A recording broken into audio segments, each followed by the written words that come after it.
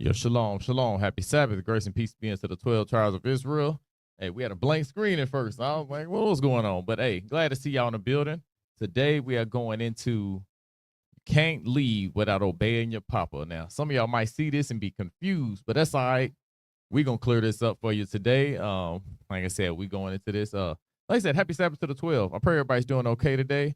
And I pray that you are excited to be able to have the opportunity to hear the word of the Lord, not only to hear it, but to understand it, because we're going to break it down for you. And if you don't understand it, there is a key thing that you must do: ask questions. Hey, pretty soon too, just so y'all know, we will have a microphone going around, because now we got wireless mics, and all praise be to the Most High. Yeah. And we're gonna be able to, we're gonna be able to get more engagement in the lesson, not just from, because one thing, it's cool to be able to teach and hear class and learn, but engagement is key, because engagement is participation. Participation means your brain is actively, taking in the information. And if you're not taking it in, it's evident. And if it's evident, guess what I can do? I can help you get there. I can lead you to the water. Now, of course, you got to drink it after that, but who wants to dehydrate? So go ahead and get shout out to who's in the lesson this afternoon. Let me go ahead. Christina, see you in the building. Happy Sabbath. Grace and peace be with you. Shalom, shalom. Glad to see you here. Hey, Sister Yalia, glad to see you in the building. Happy Sabbath. Shalom, shalom. Hopefully all is good. Hopefully all is good. Hey, Sister Zion, see you in the building. Happy Sabbath to you. Happy Sabbath. Hopefully all is good. Hopefully the connection's well. Connection ain't well. Hey, let it be known. Don't just don't just tail off and disappear. Hey, Tamaya, see you in the building. I was going to say, hold on, Yalia already said something. She wanted double attention, but nah, it was Sister Tamaya. All right, I got you in the building. Happy Sabbath to you. Happy Sabbath. Sarah, I see you in the building. Happy Sabbath. Shalom, shalom. Sister Des, see you in here as well. Happy Sabbath to you. Happy Sabbath. What's going on, Brother DeCarius? Happy Sabbath to you. Grace and peace. Shalom, shalom. Victoria, see you in the building as well. Happy Sabbath to you. Happy Sabbath. Lawa, see you in the building. Happy Sabbath to you. Happy Sabbath. Hey, I said double attention was joking. Nope. Double attention. She came back. She made an appearance back. He said, I'm getting it. Well, make sure y'all give me my shout out. All right, we see you. We see you in the building. Hey, Sister Kayla, happy Sabbath to you. Shalom, shalom. Hopefully all is good. We said today we going on into that. Let's go to Mark chapter 14, verse 3, and we can ready dive into the lesson, because it is going to be important for us to understand that, hey, they said you can't lead without obeying.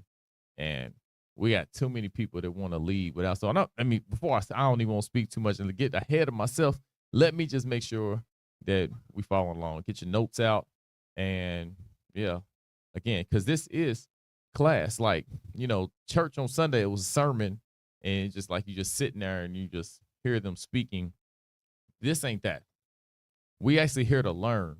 You should be actively trying to grow, because if you actively grow, you actually become a better person. Your character shows it. Your light shines, because when you first come into truth, you got a flickering light. It's like you in the upside down, you know what I'm saying? And it's flickering because the demigorgons are close, or Vecna's close. So it's flickering. No. This is new in the truth, people. We talking about once you new in the truth and you've been there for a minute, you should no longer be flickering. It should be Matthew chapter 5. He says, let your light so shine. You know what I'm saying? If you ain't got a Matthew 5 light, then you need to check your spirit and you need to be building up. And why is it important? Because your light shines before men, and then the men want to come to the light. All that are evil will want to go away from the light. So you should have all good people next to you and wicked people scattering from you. Your wicked people should be like roaches around you. You know what I'm saying? That's how bright your light should shine. And if it's not shining it bright, check your spirit. And I've had to check my spirit before. Like, hold on, man, I gotta make sure. That does not mean that there will not be wicked people getting close, because we understand there was no man more righteous than Jesus, and Judas was right next to him. But in general, because people like to go to the exception and not the rule, because especially dudes be out here with that foolishness. Like, nah, we gonna look at the rule in general. Hey, it says the righteous will come to the light. John 3 says so. It says the wicked will go away. Point I'm making is, you come into the truth, you should get a bright, shining light where people want to come join to you. They want to get next to you. They want to find out what you do. And on top of that, you got to also take your shining light and you got to put it on top of a hill, on top of a mountain, and then, hey, come to this light. Compel them to come in. That's what we got to be doing. So the point I'm making is you're sitting in, because I'm gonna get back to the point when I say you should be taking notes and learning and build and understanding what you're getting, because the more you learn and grow, the more you get in this, then you can actually spread that word. You can give that message to the four corners of the planet, and that is the goal. So we got to make sure we're doing that. But again, I don't want to talk too long. Sean, by the way, I see you in the building. Happy 17th. Sean's already in the building. Sean backstage, he behind the curtain. You know what I'm saying? So we just got to make sure that when Sean's, pulling the ropes for the curtains to go up, that he don't drop none of the sandbags on our head. Because hey, we got to be safe here. But Sean back here behind the scenes, like I said, he's scribing, make sure we got things going good, and of course, if he needs to mod, you know what I'm saying, same thing. Yeah, he kick out the goofy people, because we can't have goofy people coming to the stream. And I see you in Quail. Grace and peace be with you. Happy Sabbath. Happy Sabbath. Hopefully all is good. Hopefully all is good. So like I said, without further ado, let's get ready to get into it. Let's get Mark chapter 14, verse 3. This is the book of Mark, chapter 14 and verse 3. And being in Bethany, in the house of Simon the leper, as he sat at meat, there came a woman having an alabaster box of ointment of spikenard, very precious, and she brake the box, and poured it on his head. And there were some that had indignation within themselves, and said, Why was this waste of the ointment made? For it might have been sold for more than 300 pence, and have been given to the poor. And they murmured against her. And Jesus said, Let her alone. Why trouble ye her? She hath wrought a good work on me. For ye have the poor with you always, and whensoever ye will, ye may do them good. But me ye have not always. She hath done what she could. She is come aforehand to anoint my body to the burying. Verily I say unto you, wheresoever this gospel shall be preached throughout the whole world, this also that she hath done shall be spoken of for a memorial of her. So whenever we bring out the true gospel of Jesus Christ, the message is given to the 12 tribes of Israel scattered all over the globe. The words given to those people that are suffering the curses of Deuteronomy 28. The people that we understand are the Israelites, the slave descendants, those oppressed people that we call Negroes, Black, Afro-American, all of those things that are bywords according to the curses, which we are under. Whenever we bring out this message telling them particular people, them and only them people, because those are the only people that matter. We tell those people to return to God's commandments and laws, statutes, ordinances, charges, all the other words that mean the same damn thing. Whenever you tell them people that message, we always going to remember the woman that put the ointment on the body of our Messiah, the Black Messiah, Jesus, the Christ. All right, without further ado, let's rise, face Jerusalem. We're going to send up prayers to the Most High.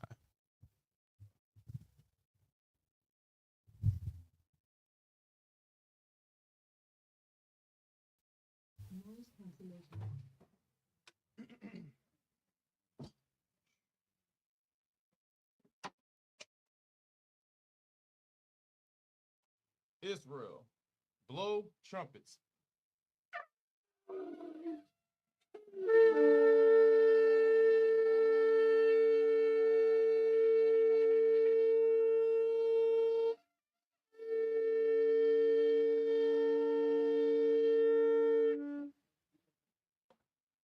Dear Lord, the God of our forefathers, Abraham, Isaac, and Jacob, the patriarchs who paved the way for us.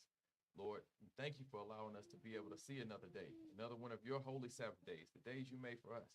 We appreciate you for allowing us to be able to understand your word, hear your word, to know what you desire, and to give us the spirit to follow you and not just cast it behind our backs. Lord, we thank you for loving us. We thank you for sending your son, Jesus Christ, to die on the cross for us. We thank you for having us born the seed of Jacob, having us born. We're appreciative of being born as your people that actually have the opportunity to be rescued and to rule the planet. Because without that opportunity, then where would we be? We would just be at the mercy of whatever your will is. We actually have the chance. We actually have the opportunity to fall into your will and change our future according to what you told us to do, as long as we obey. But we're appreciative of the opportunity. We thank you for your mercy and grace and patience you've given us. And we thank you for allowing us to be able to preach this word, to give it to those people to hear. And we pray for those that are actually going out here throughout the earth, teach this word to the people. And we pray for the sick and shut in, those that are sick spiritually and those that are sick physically. And again, oh Lord, we thank you for all you've gotten us through. In your son, Jesus Christ's name we pray. Amen. Amen.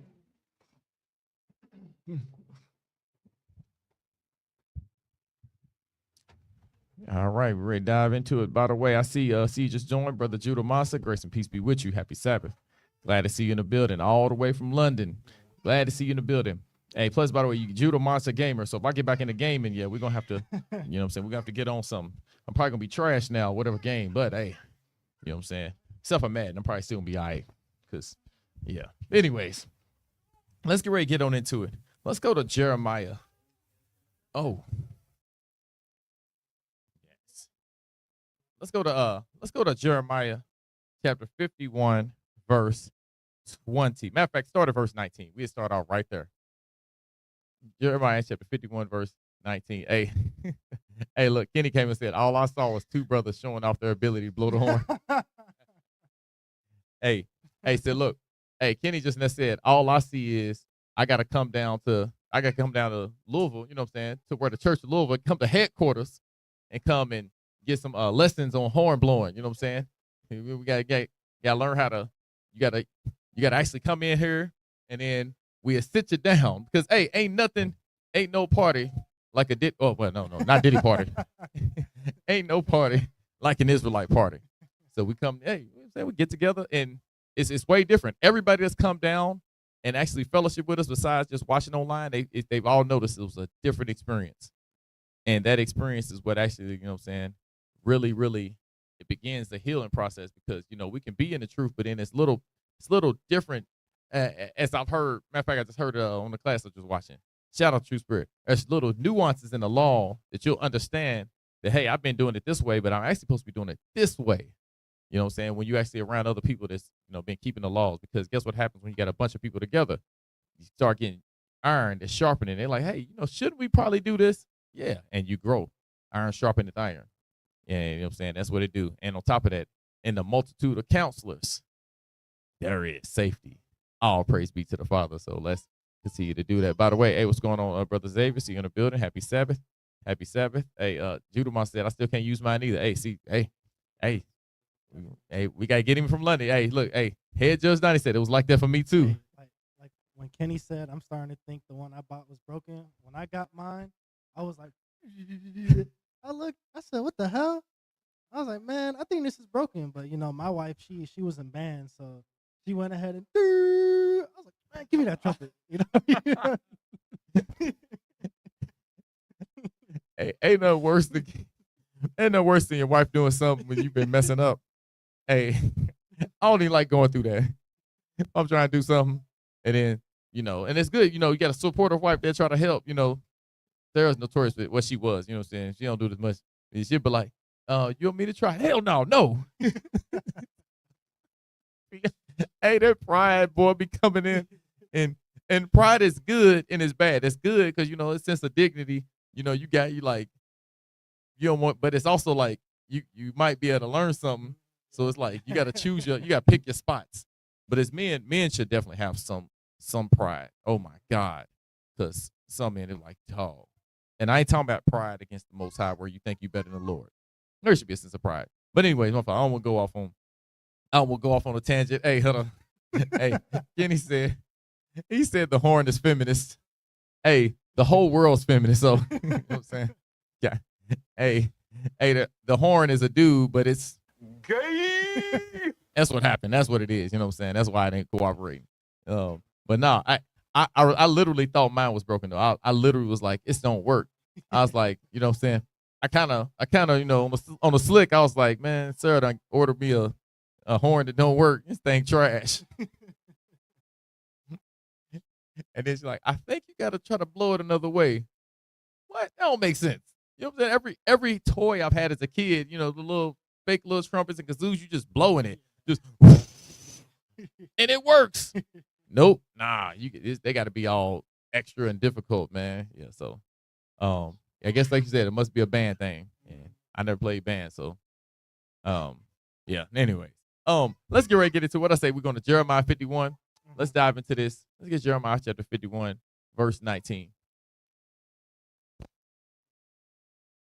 This is the book of Jeremiah, chapter 51 and verse 19. The portion of Jacob is not like them, for he is the former of all things, and Israel is the rod of his inheritance. The Lord of hosts is his name. Now, first thing he says, Jacob is not like them, meaning we are set apart. We are not supposed to be, we're not supposed to identify as the rest of the nations. We got all the ABC movement, you know what I'm saying, where everybody, I identify as a cat. I identify as a piece of paper towel. I identify as shut up. You don't identify as shit. You are what you are. So what I'm trying to say is we like to identify as the Gentiles. And the Lord like, nah, you're not like them. You're the right of my inheritance. The planet belongs to you. That's what it's supposed to. Once my son dies and his sins in heaven, all this stuff, yeah, he's passing it on to y'all. Y'all supposed to rule alongside him, be resurrected with him. Nah, y'all want to be just like them. Y'all want to be beneath the rulers of the planet. Y'all want to be regular. The Lord said straight up in Deuteronomy, he said, thou shalt be the head and not the tail. We don't get the option. We're gonna be the head or we're gonna not exist. And not exist means burned, means wiped out. We have to be that. So he says that Israel is the right of his inheritance. Then it says the Lord of hosts is his name. For anybody that's on, the Lord of hosts. Who is the Lord of hosts and what does the Lord of hosts mean? All right, I'm going to get y'all started. What does that mean? All right, go ahead. Read on verse 20. Verse 20. Thou art my battle axe and weapons of war. Okay, now he says, thou art my battle axe. He says, we are something that he uses to fight with. He says, you, the rod of my inheritance, Israel, you're my battle axe. Read. For with thee will I break in pieces the nations, and with thee will I destroy kingdoms. Now he says, will destroy kingdoms. See, there are countries, there are empires, there are mega infrastructure set up that is led by different nations of people, and they've all come together. The great red dragon. He says they all have come together. He says he's going to destroy them with us. So just so y'all can get it in y'all's head, he says we are his battle axe. So it means it'd be like if Brother Sean is my sword, and I just like, all right, so just picture me just being, I guess you could say, Incredible Hulk picking up Loki and swinging him around, and I'm swinging him around to defeat my enemies. The Lord is swinging us around to defeat his enemies. He's using us. Now, obviously, it's not going to be anything painful for us, but he is doing this. He's using us to actually take down something. We are the instruments that he's using to take down the world. Well, right now we're doing this right now. He's using us to actually preach the gospel. He's using us to actually speak against all the wickedness of the planet because we are the vessels. We are those ambassadors of Christ that's supposed to go out here and say, hey, here is the word of the Lord. Here is who he is. Hear him because he's going to take over and everyone else has to fall in line. This is what we are. We are his battle axe and he's destroying everything with us. Our weapons of warfare are not carnal, but through God, mighty. That's what they are. And we are that actual mighty spiritual weapon he's using to destroy everything that they think can continue to dominate the earth. Read on. Verse 21. And with thee will I break in pieces the horse and his rider. And with thee will I break in pieces the chariot and his rider. Okay, so again, he's naming. He said, hey, all of those things, you think those tanks, those planes, all of those things, I was going to say tanks, planes, automobiles, but you think all of these things are going to be powerful enough to to contend with the Lord? Nope. I'm going to use you to do it. Remember, the scriptures, and people be thinking like, it's that book ain't going to do nothing. Y'all did the Bible. Y'all just going to sit down and pray and da-da-da, you know what I'm saying? This is how everybody, they speak. It's how they all think about us. They laugh at us. They make a joke. They mock us. All right, let's go to 1 Corinthians chapter 1, verse 22. Yeah. 1 Corinthians 1 and 22. Yeah, go ahead. This is the book of 1 Corinthians chapter 1 and verse 22. Matter of fact, start at 19. Verse 19. For it is written, I will destroy the wisdom of the wise. Now remember, he says he's going to use us to destroy kingdoms, right? Mm-hmm. He's destroying the wisdom of the wise. This kingdom is set up with their rules, their regulations, everything they think is good. He says, nah, I'm going to destroy the wisdom of the world. He says, I will use it. Read on. And will bring to nothing the understanding of the prudent. All right, jump down to verse 22. Verse 22. For the Jews require a sign, and the Greeks seek after wisdom. Come on. But we preach Christ crucified. You see, hold on. We are preaching Christ crucified. We're preaching the Messiah that came to die for us, to give us redemption. As long as we return to him and follow his instructions and the direction he has given us. Jump down to 26. No, 27. Verse 27. But God hath chosen the foolish things of the world to confound the wise. You see, people see this. They see what we're preaching and everything we're saying. They think it's foolish. They think it's silly, right? Go ahead. And God hath chosen the weak things of the world to confound the things which are mighty, and base things of the world, and things which are despised. You see, he said things that are hated, things that are a laughingstock, a joke, things that mean nothing. He is using those things to destroy the planet. Those black people who's on the bottom of society, you know what I'm saying? Those that don't actually agree, assimilate to this world, because everybody don't assimilate to this world is seen as quote unquote crazy. Soon as you step against all of the status quo, soon as you speak against what they're doing, or if you think what's going on is off, is wrong, you are outcasted. You are seen as the black sheep. Something's wrong with you. You are foolish. You are despised. Read. Which God hath chosen, yea, in things which are not, to bring to naught things that are. You said, and he says to bring to naught things that are. So the things that actually are standing, he's going to bring those. He's going to wipe them out. That's what's going to happen. And the things that actually are not visible, the things that seem like nothing, he is going to actually elevate them. He's going to raise them up. Matter of fact, let me show you exactly what I'm saying. Go to Ecclesiasticus or Sirach and Apocrypha, chapter 11, verse 5. Yep, that's what I want. This is Sirach or Ecclesiasticus in the Apocrypha, chapter 11 and verse 5. Many kings have sat down upon the ground. Or many kings have been standing next to the horses. I've seen servants upon the ground. Servants upon horses, and I've seen kings on the ground. Right here we see it. Many kings have sat down upon the ground. Read. And one that was never thought of. And one that what? And one that was never thought of. That was to naught, who didn't exist, who didn't matter. Come on. Hath worn the crown. You see, that's what the Lord's going to do. This is the Lord's doing, and it is marvelous in his eyes. This is what the scriptures is talking about. All of these things, these are the miracles. These are the true things that people don't believe can happen. That's why I've always said it takes an immense amount of faith to actually believe that there's going to be a man coming from the sky to destroy this planet. It takes an immense amount of faith to believe that black people will no longer be degenerate. That's just it, really. I ain't got to say nothing else. That black people going to learn how to act.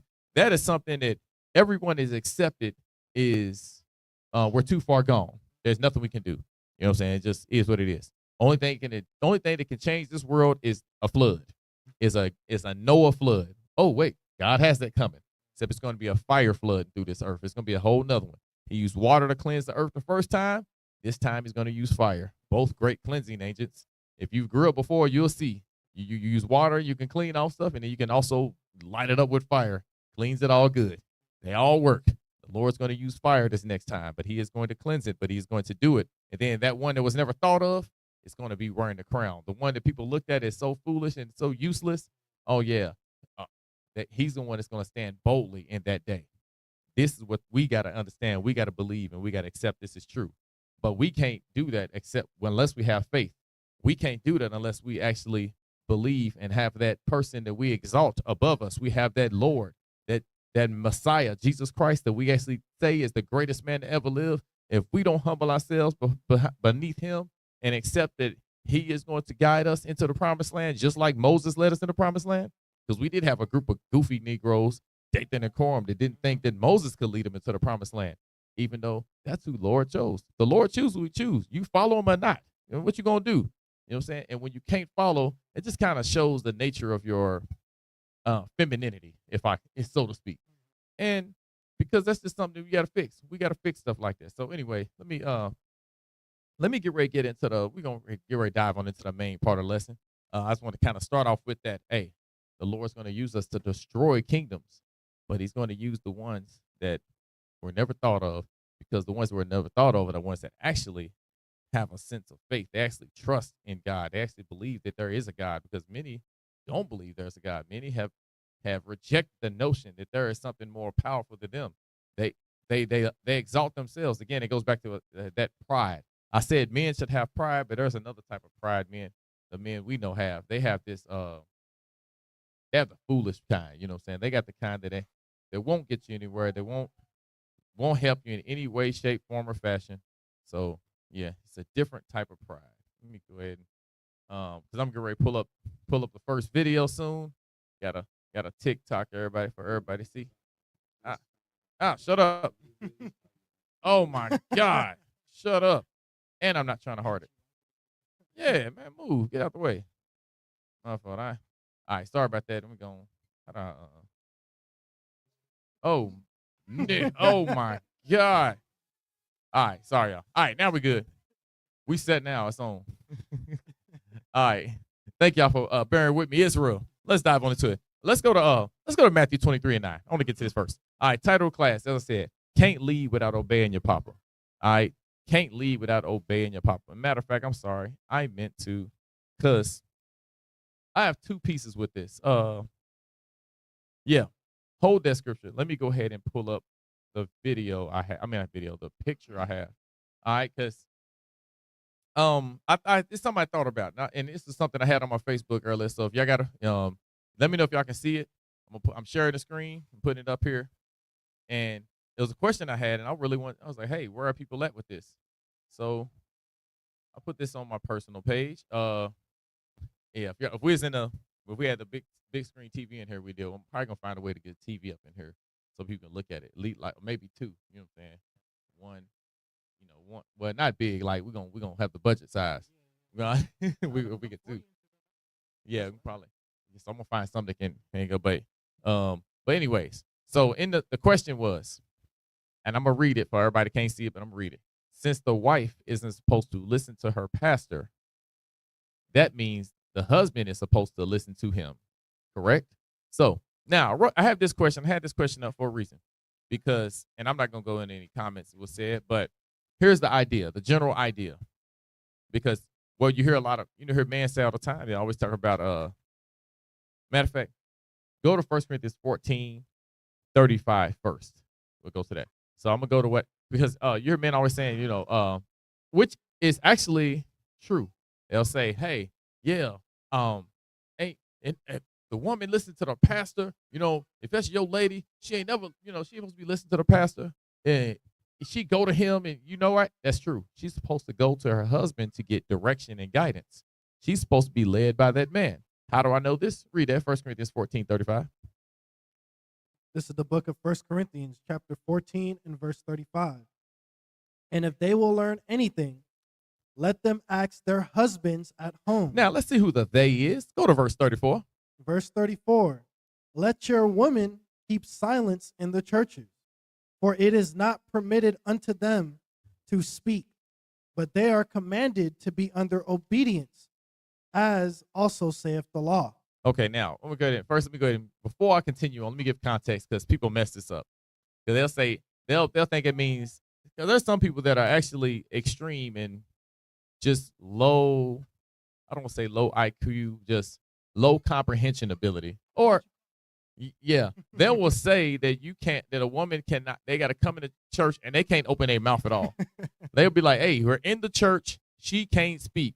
Keep silence. Matter of fact, if she sneezes, put her out, because she wasn't silent. You know what I'm saying? She better not do nothing. She better not make a sound. If it's a baby, that's a girl, it better not whimper, cry, none of those things, because that woman is not keeping. No, that's not that. It's not that extreme. It's not that serious. When it's somebody that the woman keeping silence in the churches, and it says she's commanded to be under obedience. See, that's the context. Being under obedience it means that she's not just freely just doing what she wants and just speaking out of turn and out of place and thinking that she's in a position of equality with the men. Yeah, let her keep silence, meaning if she's spoken to, or she is asked to, speak, or she is given permission to speak. You know what I'm saying? Because we all know that Judith, you know what I'm saying? Shout out to baby Judith. Guess what? Judith was able to speak to the men of the nation, of the tribe of Simeon, before she went out there to accomplish what she accomplished to take down Holofernes. But what it's saying is, again, she needs to understand her place. She is in subjection to the men. She is not equal to the men. So when you got a church where the women just come out and they speaking all out of turn and speaking over the men and all of that place, man, you got such a backward place with a bunch of women that is Ho for sure. and a bunch of dudes that are Gay. and they both gonna exist together. Trust me, it's going to be that, because women that actually behave the way are manly. But anyways, here's what I'm saying. People go in here and then they get to the point where they say, let the woman keep silence in church, right? She's the context. So I want to make sure I want to get back to the point. And then it says, verse 35, start it again. Verse 35. And if they will learn anything, let them ask their husbands at home. So I'm going back to the post. So the post was saying, hey, if a woman ain't supposed to, if she's not supposed to learn from the pastor, because they'll say, hey, which is true. You got a lot of women that will listen to their pastor or their elder over their husband. And that is definitely a situation where you say, Mama's wrong again. yeah, that's not, you don't, there is nobody that is above the husband. You know what I'm saying? Nobody that is above the husband. But the question, so now, which many men do that, they like, oh yeah, she ain't supposed to be listening to him. But they'll sometimes spin it the other way though, where the pastor or teacher or the elder will teach a lesson, and there will be scriptures and a breakdown that everybody agrees with, and then here's what men do, because I'm gonna tell you, here's what wicked brothers do, and I'm gonna put this out there. They'll be like, man, no, I don't care what he says, but it's like, well, he didn't say it, God said it, because he was just quoting scripture. And when he quoted the scripture, he broke it down, and there was no pushback when he broke it down. There was no discussion. So if it was an issue, then it should have been a conversation with quote unquote pastor after the sermon. Like, so now is she listening to the pastor, or is she listening to the place that you as a husband allowed her to be? She's following the direction of the community of the people you claim to be in agreement with. So actually it looks more bad on you that you're saying don't listen to what you told her that you should be following. It doesn't make sense. That's like saying, hey, we're gonna watch this TV series, and then you're gonna be mad that she's quoting or agreeing with the stuff in the TV series that you permitted her to watch. It's retarded. I'm just gonna say it is. It makes no damn sense. You got something? Oh, okay. So here's what I'm saying. So we're gonna do this. They actually do it's a slick way of actually just being like, oh no, we're not gonna follow that. So now we're getting now what he's doing is actually now picking and choosing. But that's another time. We're gonna get to that in a minute. So the question is, should that man listen to quote unquote pastor? Because if she will learn anything, learn from the husband at home. Absolutely true. You know why? Because he's supposed to be guiding her. But he is the one that's supposed to be filtering out the information. It's supposed to be the husband. That's like if I'm teaching something, or if say Christina has a question, hey, all right, she goes and asks her husband. Husband can be like, hey, so what about this, and that? I can give him that message, and then he can bring it back. You know what I'm saying? The man is that filter for that, right? What I'm saying that's what he is. Or let's say if I teach a lesson, and then because we know that women hear what they want to hear. We all know this. They hear what they want to hear. So I can come out and bring out a actual message, and the woman could get a totally different message, and then talk to her husband about it. And guess what he's gonna do? He's gonna filter it. He's like, no, here's what I got out of it. And then what he does is, hey, my wife thought you said this, and that. Is that what you said?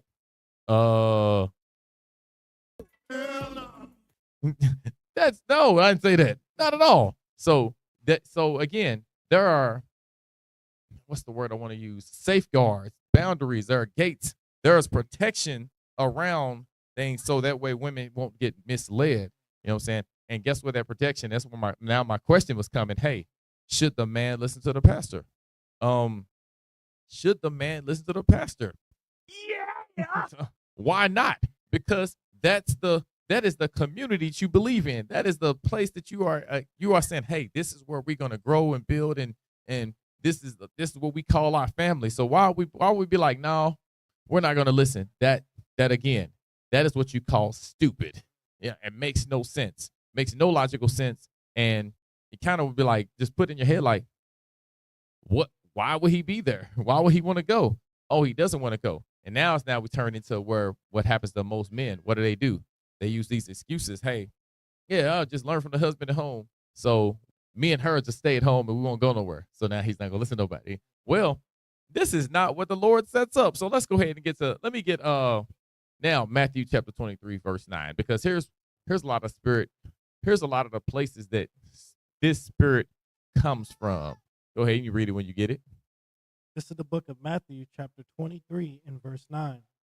And call no man your father upon the earth, for one is your Father which is in heaven.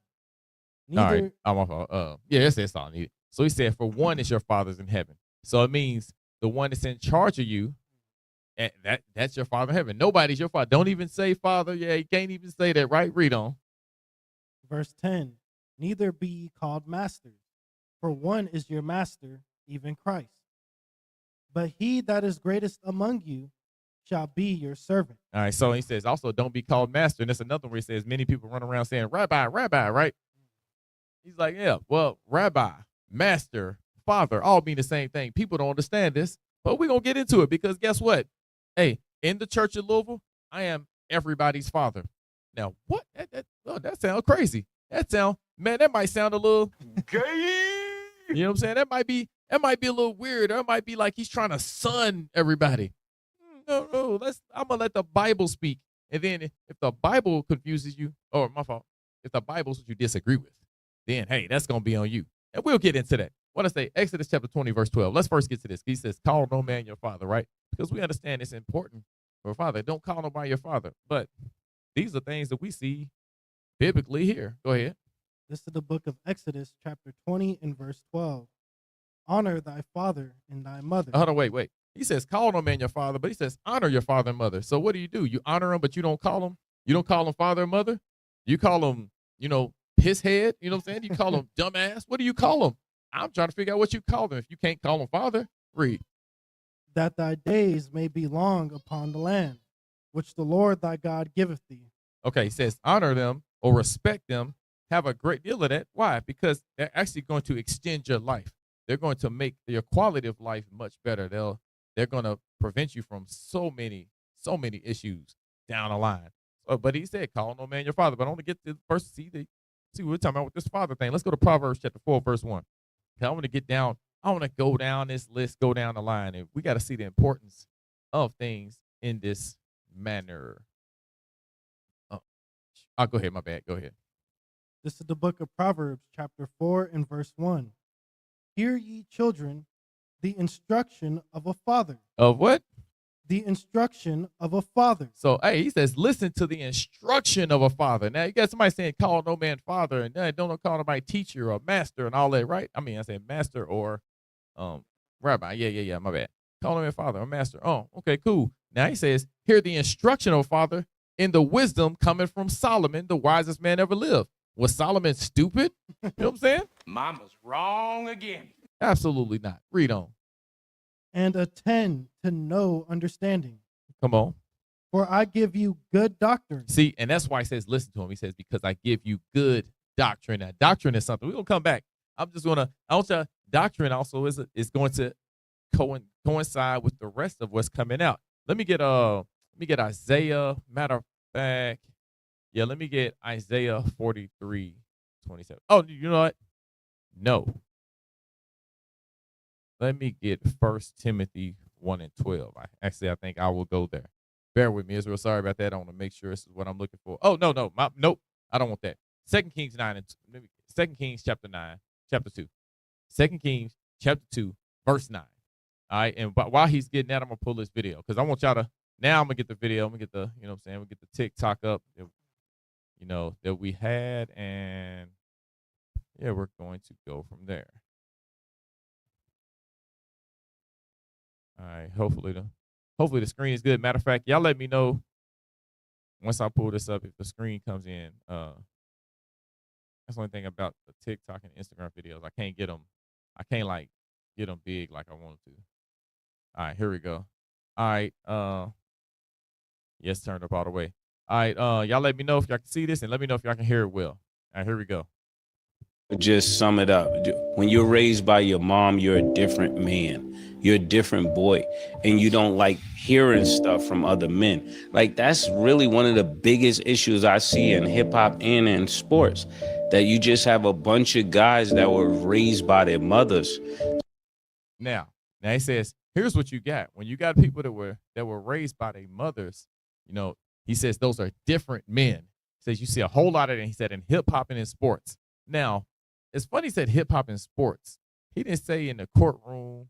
He didn't say on the surgical table. Why in hip hop and sports is he talking about a bunch of people that are raised by women? Anybody got the answer? You are free to put that on there. I just want to know if anybody knows. By the way, I forgot to go to the question I asked earlier. I asked the Lord of hosts, and I forgot to go get it. And yep, Jesus Christ. Yes, it is. Yep, Jesus Christ. And then yeah, hey, Dick Curry said the Lord of the Israelites. Yeah, the Lord of hosts. Well, it is the Lord of the Israelites. The hosts, which is the Israelites, but he's the captain of the Lord's host, meaning he's a leader of the host of armies. That's the host. So, but yeah, Lord of the Israelites. That's correct though. So, yeah, they mean the same thing. Just bring a little bit more context to it.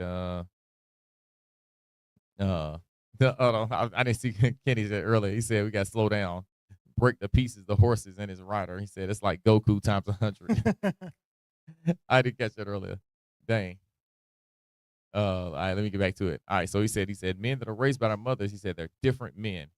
All right, and he's explaining. He said, yeah, in that industry, he said they're raised. He said that's what you have. Oh,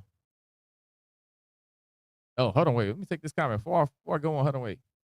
I was pull the video back up. Kenny said, as a coach and a PE in middle school, it's the biggest hurdle. Women in the school can correct them most times and they're okay.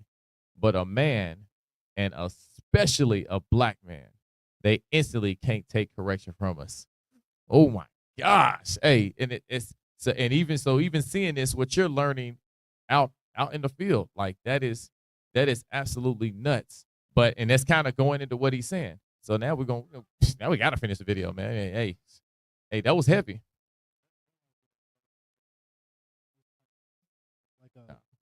That reminds me of that Charleston White video. He was kind of saying the same thing as this brother, saying that, you know, like boys raised by women, you know, they end up basically mentally destroyed because the woman cannot teach them how to be a man. Yep. Yeah. No, go ahead. Expound on it real quick. I'll be right back. Okay. So the reason why a woman can't teach a boy to be a man is because, you know, a woman, it was never or ever will be a man in the first place. You know, I don't care how much testosterone the woman can take. You know, I don't care how many push-ups and sit-ups she could do. Mentally, she will never be like a man. So when it comes to a small boy, you know, all that boy is ever going to absorb from his mother is how to be a mother, like how to be a woman, how to be emotional. That's why a lot of these young men now, a lot of these YNs, why you think they don't fight no more? Because when they look at mama doesn't go ahead and fight. You know, mama is quick to go ahead and pick the highest level of catastrophe, you know, possible. You know, a woman is ready to burn the house down, right? So what you think these small boys that become men are going to be ready to do? Exactamundo, dude. Man. Hey, it's crazy he said that. There, he said they will take it to the highest level. They will take it. They will take a mosquito flying on your skin, and they'll, instead of just getting a fly swatter or just smacking it with your hand, they'll bring out a blowtorch. They'll get a rocket launcher for the mosquito. And it's like, what are you doing? That is not that serious. Like, why are you about to destroy everything? Because you're not just going to destroy the mosquito. You're going to blow your arm. You're going to blow up you, your kids next to you, the house. Like, everything is destroyed all because you didn't like what the mosquito just did. You know what I'm saying? And you could have just handled it in a small manner, but you had to go extreme. Why? Because as he said, so I didn't think about that, but that's a hell of a point. And he's saying how the YNs, these young dudes, these young, angry black men, they be like, then we mad, man, I'm gonna kill you. You know what I'm saying?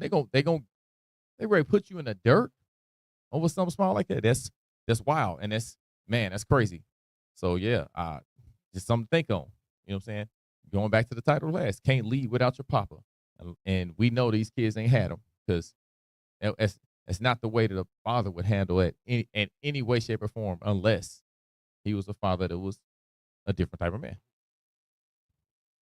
So they never heard a man's take on what they're doing.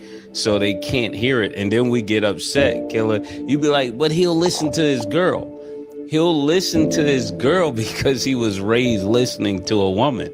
He don't listen to men at all. You'll say you have a problem with authority. No, he just have a problem with men. But hey, my man's cooking.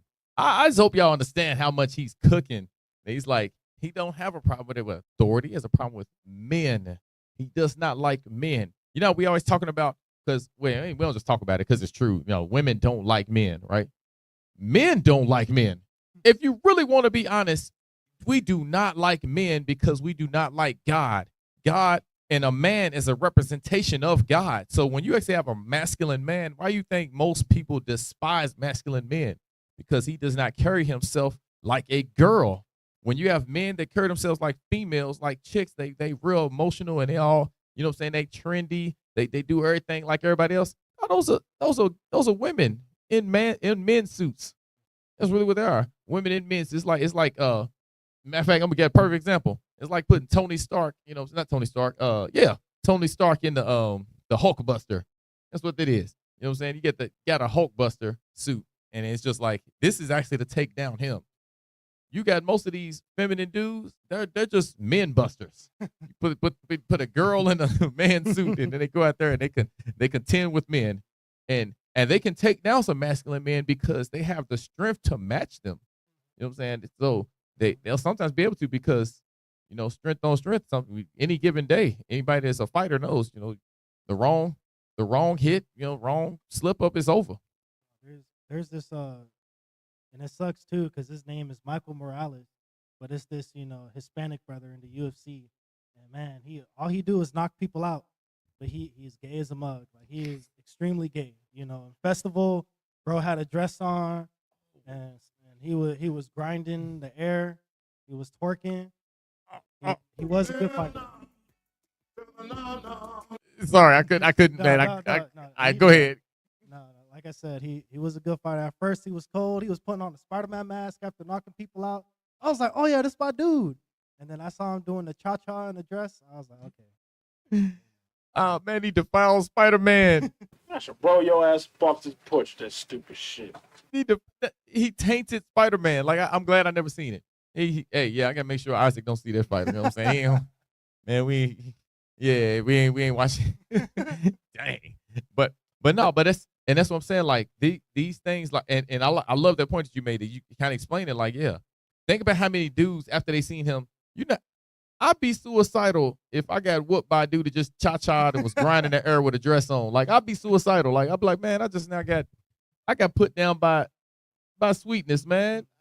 Hey, but again, so yeah, man, it completely makes the point I'm making. Another one, Alexander the Gay. Hey, mighty warrior, you know what I'm saying? Great general leader. He took over the planet quickly. And dude was fruity as Fruit Loops. You know what I'm saying? And these things happen. Why? Because we get these dudes, and this is who are our oppressor. These are the people in charge. Why do you think they try to get control of these men? Because if you got control of these men, then that's why, guess what? They're going to be the ones that have the resources to procreate. They're going to the ones that have the body type already. Then just all you gotta do is take their minds and then you take over the planet. Man, I'm gonna go another direction. I'm sorry, I don't want to go there. Let me leave it alone. See, it's so much that I can go into with that. All right, let me go back. Hold on, because Christina's comment made me laugh. She said, "Got something how women take it to DEFCON 5." Hold on. All right, come on, comment, get up here. All right, she said she put herself out there. She said she was frustrated with Judith, dropped her food, so I picked up her food and threw it back on the ground.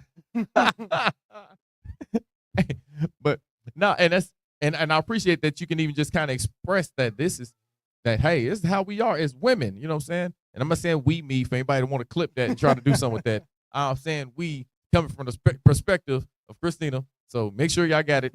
If y'all clip it and take it, then I'm gonna clip the rest of what I just now said. I'll make you look stupid. Anyways, but yeah, that's how she's explaining that. Hey, this is how they operate, how they can just crash out and just lose it. Which is why it's important for men, young men especially, to learn to be in control of those emotions. Because if not, then you're gonna be behaving the same way that women do. You know what I'm saying? Little boys, they can do it, but guess what? Little boys have to stop eventually. You gotta, you know what I'm saying? You gotta start to get it out of them. You know what I'm saying, Brendan?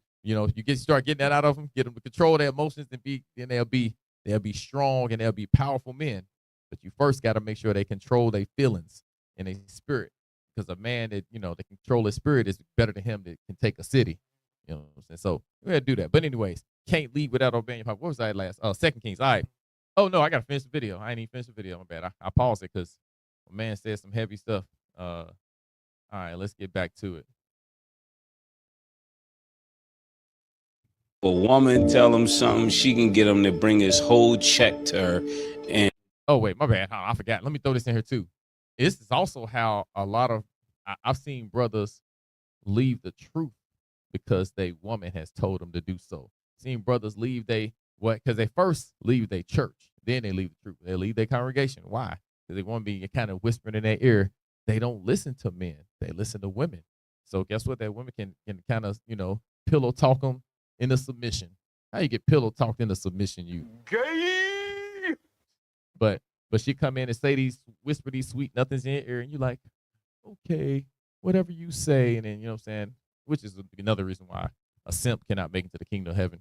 God can't use suckers. But no, all jokes aside, they can listen to women, and they let her come and say something there. See, yeah, you don't need to follow him. You can, yeah, you better than him. You better than him. You know what I'm saying? You know more than he does. Although you've been in truth 5 months and he been in truth 15 years, but you like, yeah, you don't need him. You ain't gonna follow him. He don't even know what he's talking about. Like he knows. You know what I'm saying? Come on. See, so these are the things that can happen because why? He doesn't listen to men. Because if he listened to a man, he would at least sit down and have a conversation with him.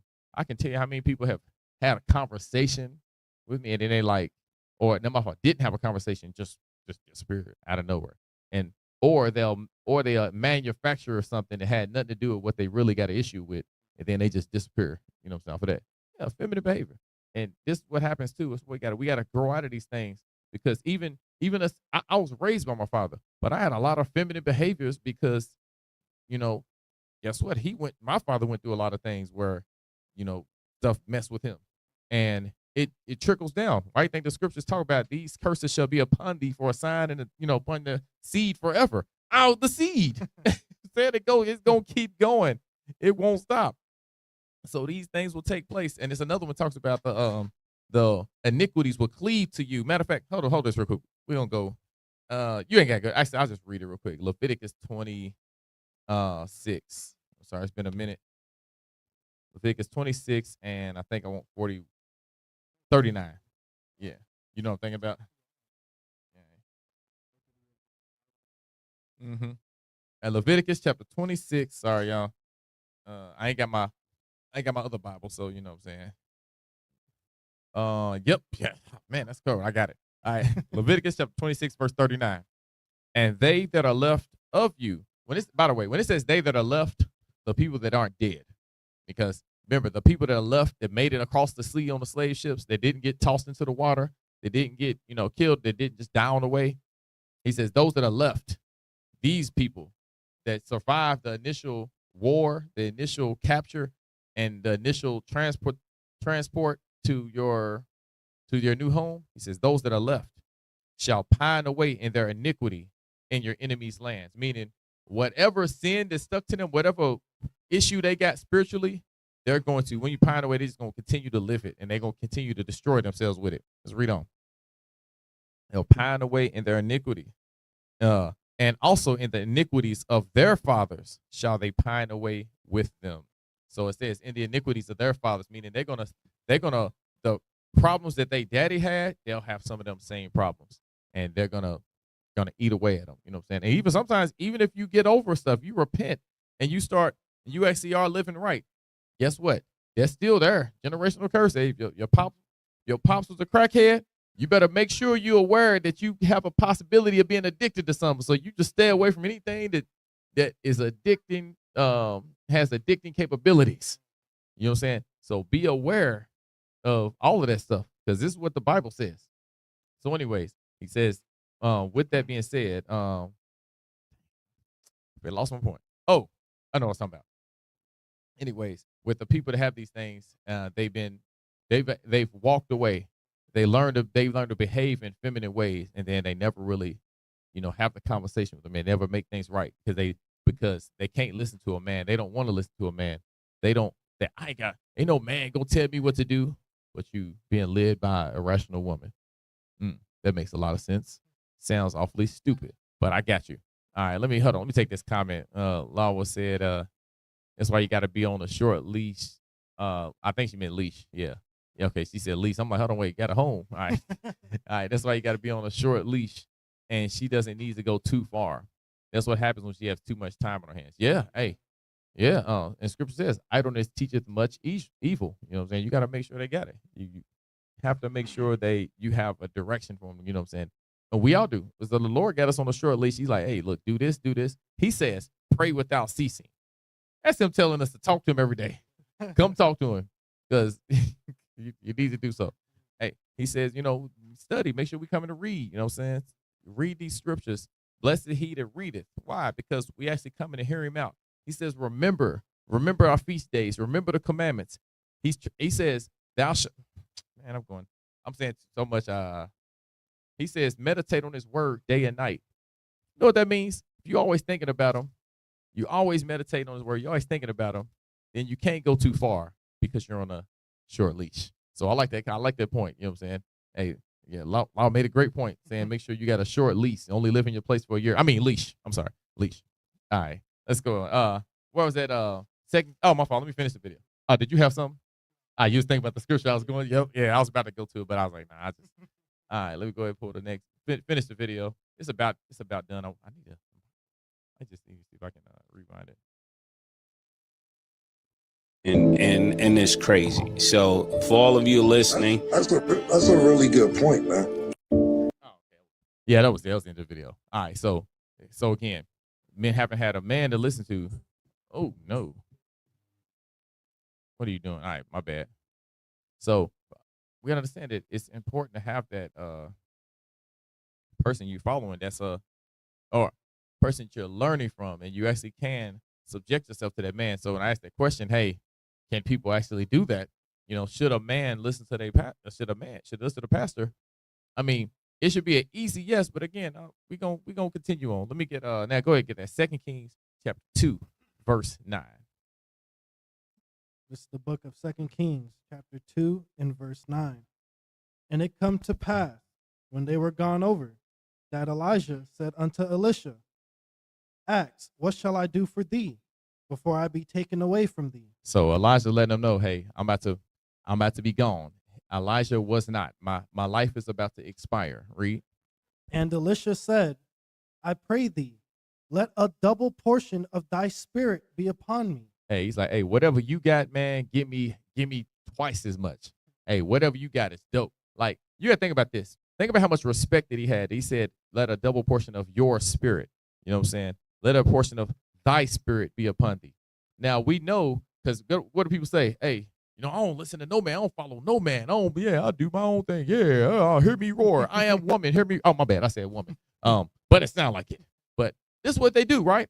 But he said, let a portion of your spirit. He said, man, if I can be like what you are and multiply it. He wasn't even saying like, yeah, I want to do things my own way and be strong. Now he's like, hey, give me your spirit. That was you. People got to understand the level of humility in that. Shoot, let me be something like you, because what you are, you that dude. I seen you make fire run down from heaven. You know what I'm saying? Shoot, I'm trying to do that. Shoot. Hey, whatever you got, man, I want it. That's accepting and recognizing his greatness, and that's also his aspirations to be the best man he can be. Because he didn't say, let me get your spirit. Let me get double. Let me get what you got plus some more. So it also lets you know that he's also, as a man, and matter of fact, me and Head just down talking about this other day, talking about men have the desire to conquer. All right. So he was like, hey, I wanna push it to the far ends of the earth. I want to be that great. I want to be that amazing. So let me get a double portion. Read. And he said, Thou hast asked a hard thing. Nevertheless, if thou see me when I am taken from thee, it shall be so unto thee. But if not, it shall not be so. And it came to pass. Okay, hold on. We good. Off. And he says, if you see me when it happens, then he said you're gonna get it. Now, here's the thing. He said, if you see me, you know what that means? He said, if you see me, that means if you with me, if you're around me. So he's also let him know that, hey, yeah, you need to be where I'm at. You want to get this spirit, you better be where I'm at. He didn't say go, do whatever you want to do. And he said, hey, if you see me, make sure that happens. All right, read on. Verse 11. And it came to pass, as they still went on and talked, that behold, there appeared a chariot of fire and horses of fire, and parted them both asunder. And Elijah went up by a whirlwind into heaven. Come on. And Elisha saw it, and he cried, My father, my father. Hold on. My what? My father, my father. Now, people read this, and they'll be like, oh, okay, that's why his name's Elisha, because it's like Elijah. That's his daddy. You know what I'm saying? That's who that is. Mama's wrong again. No, they are not biological father and son. He said, my father, my father. You know what I'm saying? Read. The chariot of Israel and the horsemen thereof. And he saw him no more. And he took hold of his own clothes and rent them in two pieces. Okay, so now he mourned, like, somebody passed, and they mourned their death. So he said, my father, my father. Now we keep on seeing this father thing. Let me get Isaiah chapter 43, verse 27. You know what I'm saying? Let me get this, because again, call no man father. But Elisha asked for a double portion of the spirit of Elijah, who was an amazing man. And with that, he said, let me call him father at the very end. Go ahead. This is Isaiah chapter 43 and verse 27. Thy first father have sinned. Okay, and they says your first father has sinned. All right, now, first father, you only get, I can't have, you know what I'm saying? We heard of multiple fathers of children, but a child only got one father. They can't, you know what I'm saying? What the seed split in half is like, it's like 3-4 seeds combined for one. Is it Freddy Krueger? You know what I'm saying? What are we talking about here? No, he says your first father sinned. No, it's no way it can have more than one biological daddy. So it can't be talking about daddy. Read. And thy teachers have transgressed against me. And thy what? And thy teachers have transgressed against me. Come on. Therefore, I have profaned the princes of the sanctuary. The princes also are the ones in charge. Go ahead. And have given Jacob to the curse. And have what? And have given Jacob to the curse. Now, that's what happened after we kept breaking commandments, and our fathers, a.k.a. teachers, were breaking the commandments and teaching against them. Then he says, you are under the curses.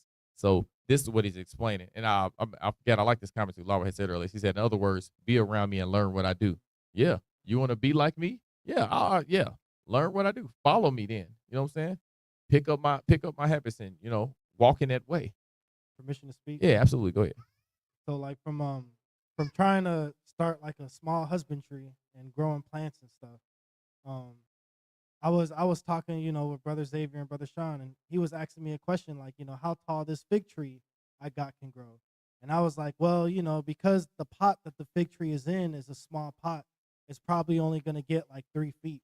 But if the fig tree was in the ground, the fig tree can grow anywhere from 10 to 30 feet. So he was just like, man, that's exactly how we are. The Most High placed Israel in a small pot. He placed Israel in a container to where our people can only grow to a certain point because we're not in good soil. We're not in good land. When we was in the nation of Israel, the Israelites were like the stars of heaven. We're like the sand of the sea. And we were the greatest people on the face of the planet. But now we in Babylon, we in small places around the world in captivity. And look at how big our people can get. We're stunted.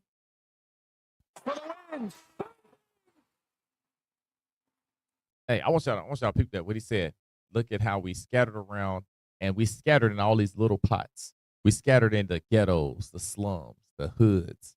with limited resources, limited everything, limited. And I say resources, I'm talking about limited sunlight.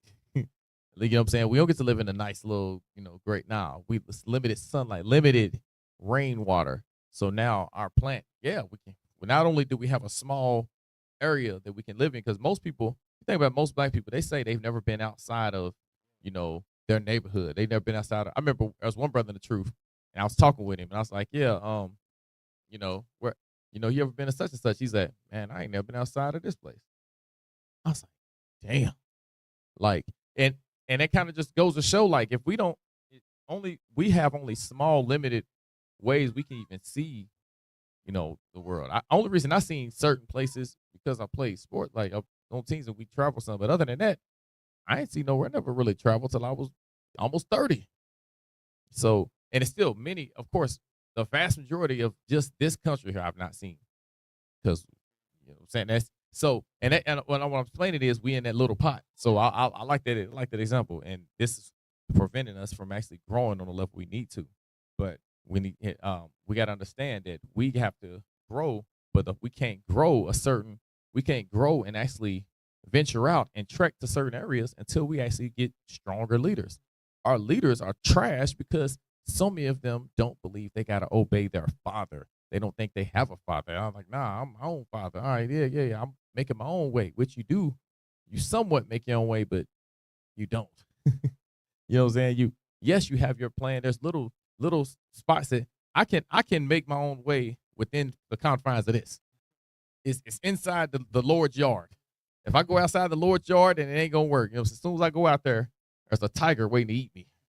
So I don't want to be like the dude in Kings where a lion met him along the way. Nah, I'm cool. I'm gonna stay in the yard. I feel safe. I like the fence. I like the hedge of protection. It ain't. I ain't looking at it as like a something that's preventing me from doing what I want to do. Nah, this is protection right here. I appreciate protection. Something we know our sisters don't appreciate, but I appreciate protection. Because protection actually it improves my life in many ways. What was I gonna say? Hey, and he said, Brother Donnie in Jordan Game 6 mode. He said, you going for the MVP. You're gonna get buckets. Give me Isaiah, not Isaiah. Let me get 1 Timothy chapter 1, verse 2 now. No. No. That's another one. Oh, but I forgot about that. I might get to it. Hold on, let me take this. All right, let me see. Sister Des said, no, that's it's two of them. All right. Christine said, our neighbor has bees, and I always joke the bees are collecting trash honey. They're hood bees. Hey, I'm glad I've been safe from them. I heard what y'all said about them bees over there, man. I told you, y'all some good ones. Out of, man, never mind. I ain't gonna do it. Nope, I ain't giving y'all no ideas. Let me see. Sister Des said the hood used to have lots of trees that bore fruit. The West End used to be the West End, but it's been neglected by. I think she meant probably putting the best in. Which, yeah. Dang, I didn't know that either. But if you know, I've heard y'all speak about Florida, like there's mango trees and stuff, and coconut trees and stuff. They orange trees. I'm like, man, like really? Like, I can't believe they ain't cut them down because I'm telling you, black neighborhoods, free food for y'all. Nah, I want y'all to suffer. And if you look at all the corners, where y'all live here now, so y'all see like it's a whole lot of corner stores with Arabs and stuff, and they got all that trash snacks and stuff for you to eat and decline with.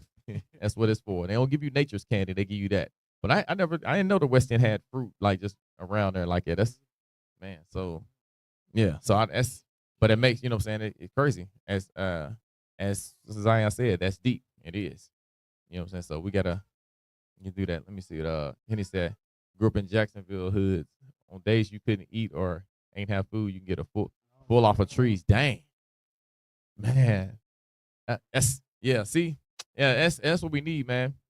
We'll really be needing that stuff. But what did I say? Go to First Timothy, because as we saw, Alicia was saying, my father.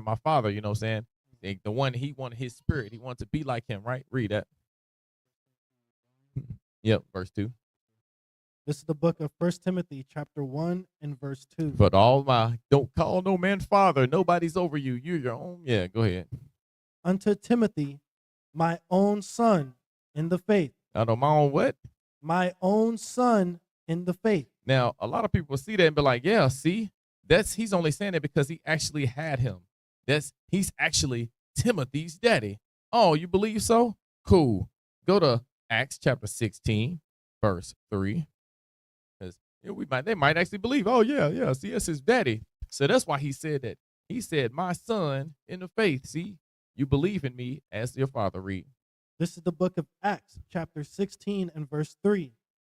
Him would Paul have to go forth with him, and took and circumcised him because of the Jews which were in those quarters. Before we continue, he says he took so Paul circumcised Timothy. Hold on, wait.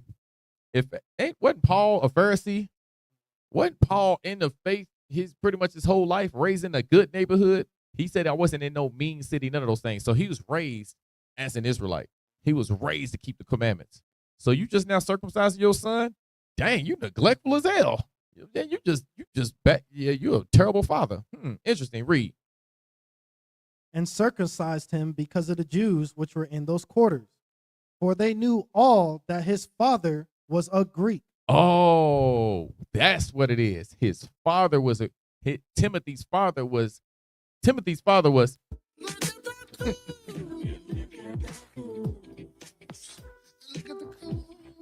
See, when you see he was a Greek, that's what that's saying. And his father was assimilated. He was all the way into the culture. Even some people would go around and say Timothy was an Edomite. Yeah, Timothy was a white man. No, he's not a white man, you dumbass. Timothy was assimilated into the culture of the people that ain't his own. That's what it was. Timothy was an Israelite, because the only way you can actually receive the gospel is to be our people. So that goes back into that. So again, when in there he said, Timothy, my son in the faith. He's talking that he's saying that the one that has been instructed up under me. I've been teaching you, I've been leading you, I've been building you up as a young man, and now you are coming into your own where you can actually step out here and do your thing. So Timothy was, of course, who he was proud of. That's what it was. Let me get Isaiah chapter 9, verse 6. Matter of fact, wait, let me get Isaiah 9 and 6.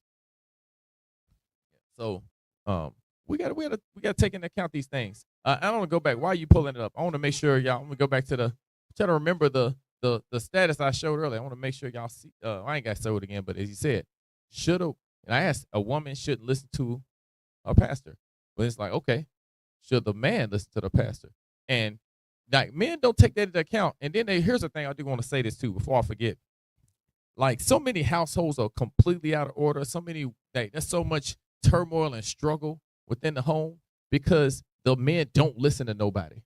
They don't listen to nobody but their emotions. And then when stuff go wrong, they wonder why it does, because you're not listening to nobody. You ain't following nobody but yourself, your own feelings. And then when it goes into the land of emotions and fairy tale land and mamby-pamby pandering, then guess what's going on? Oh, it's where you took it. And then you mad that she ain't listening. Well, you ain't listening. Who are you listening to? Yourself. She's confused. She's like, oh, because here's what happens. I'm going to tell you what happens. And sisters, y'all can if you disagree, put a 5 in the chat. If you agree, put a 2 in the chat. Here's what happens over time. When a man he's not actually structured and consistent and actually sticking to what he's like, this is what I believe, this is what's true, and he's actually living that out. He's applying these principles to his life that he says he believes in. If he starts to just kind of change it to the season, to how he feels, you know what she's starting to say?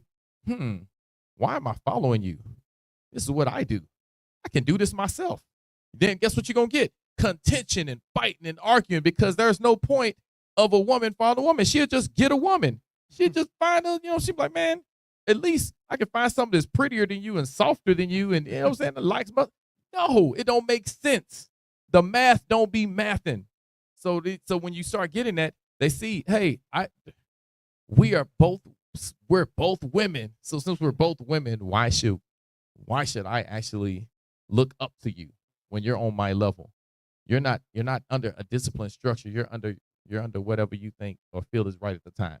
And that's when they start acting up, when they start acting a fool, throwing temper tantrums. Well, y'all throw temper tantrums anyway, but y'all throw them frequently. It becomes your life. But this is what I'm explaining right now. And not to be a certain way, but it's got to be a structure. So when it's like, hey, if the man listens to the pastor, then it's like, so she's kind of wondering, where are we going? What's happening here?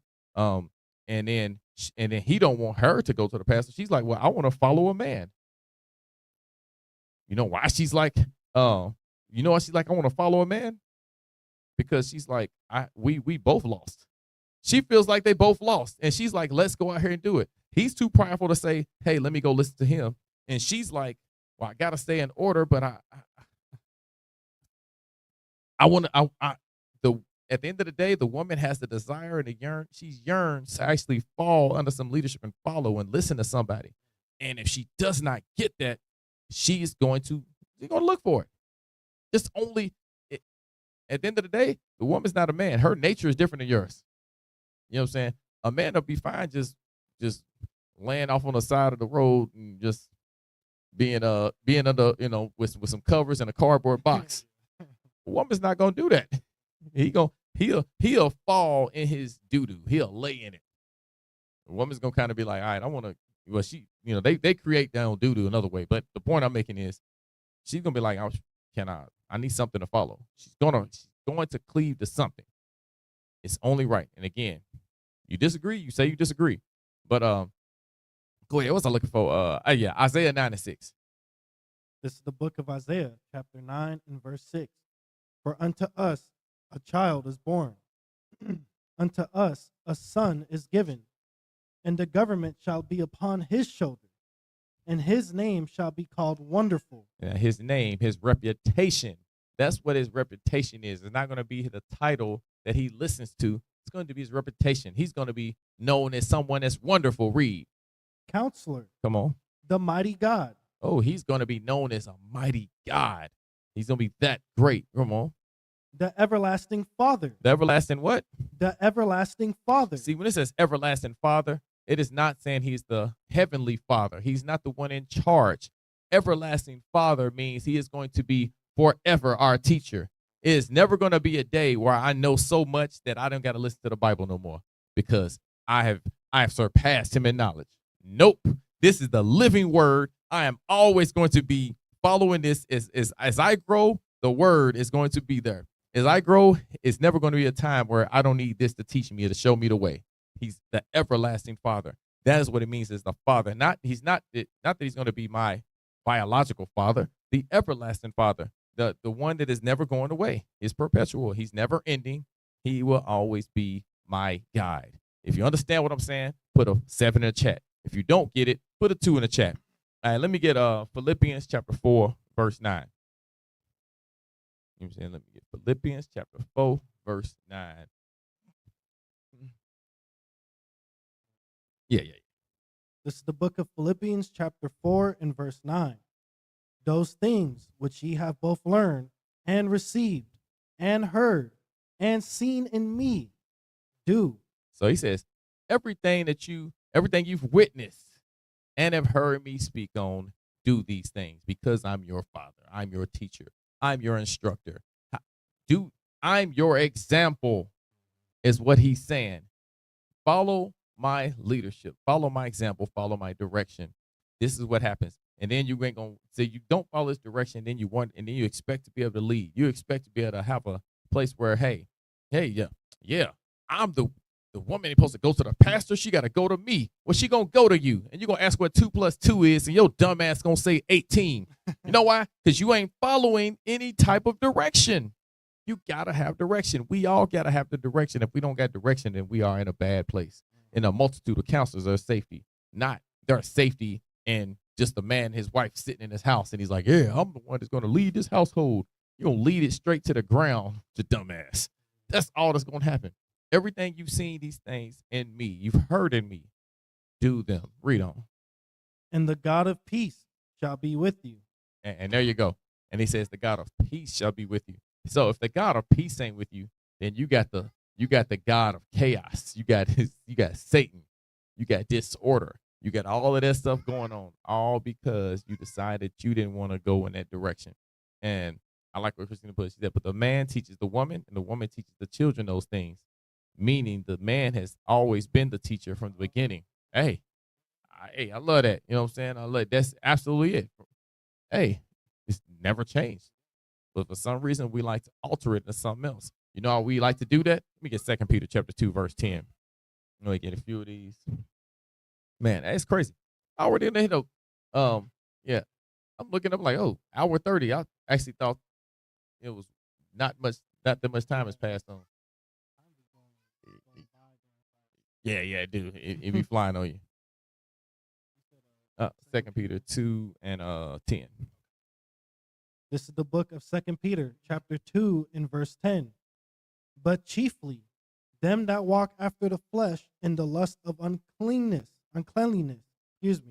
and despise government. Okay, now he's saying these people, they walk in their way that's wicked, and he said they despise government. So this is the spirit of the man that despises government. This is the spirit of a man that's an individual like.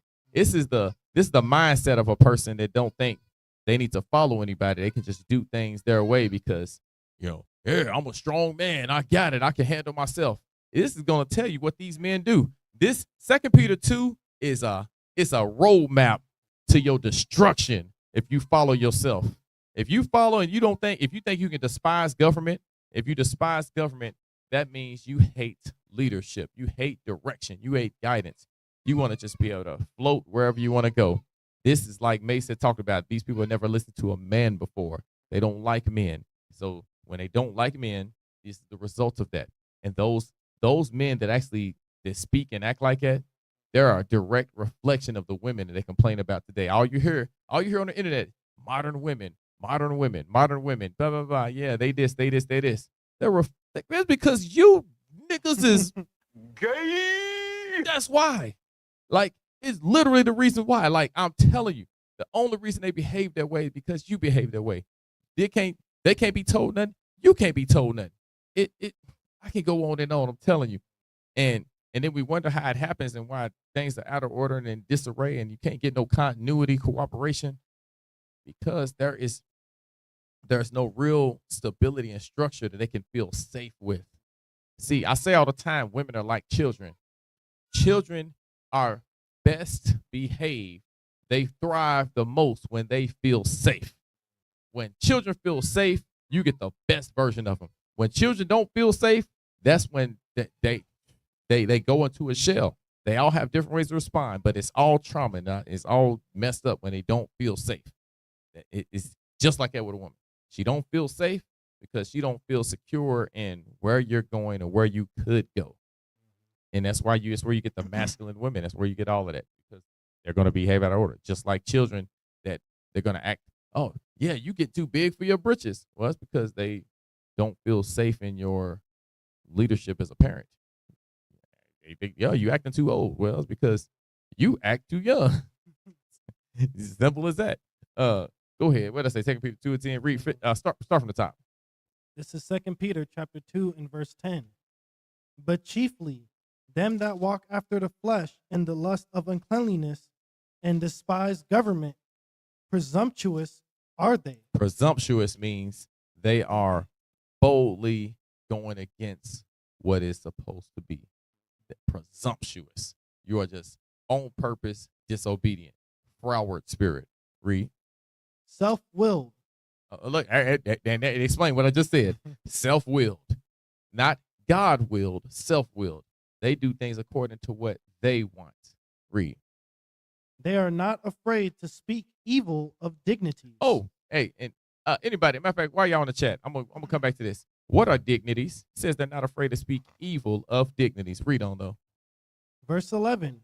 Whereas angels, which are greater in power and might, bring not railing accusation against them before the Lord. Now it says angels. Angels is just your messengers, you know what I'm saying? Which is kind of a clue to your answer. But go ahead, read on. But these, as natural brute beasts, made to be taken and destroyed. Now he said these as natural brute beasts. Natural brute beasts, meaning he's saying you're no better than animals. That's what he's telling you. You're animals and you live off instincts. Read. Speak evil of the things that they understand not. Oh, you see that? It says they speak evil of things they don't get. Meaning they don't even know. They have no, what's the word? They have no understanding of direction. They don't have a vision. They lack the wisdom that the one in charge does. I know I'm not the matter of fact, put a one in the chat if you have ever been like mad or disliked a decision that your parents made, but when you got older, You like, oh shoot, I'm glad they did that. They was exactly right. If it's happened to you before, this is what and this is, and I'm painting this, I'm explaining this so y'all can get that we've all been in places where we might have thought, but as children, we're supposed to, because scriptures talk about, as I became a man, I put away childish things. Foolishness is bound in the heart of a child, meaning you're foolish, for certain things, right? It's stupid, but you'll be like, man, they was on point. Little Kenny said, he said, everything grandma said was right. If I could go back, I listened to her verbatim. Hey, and it goes back into the scripture, just said it. It says, they speak evil of things they understand not. Now, here's my next question.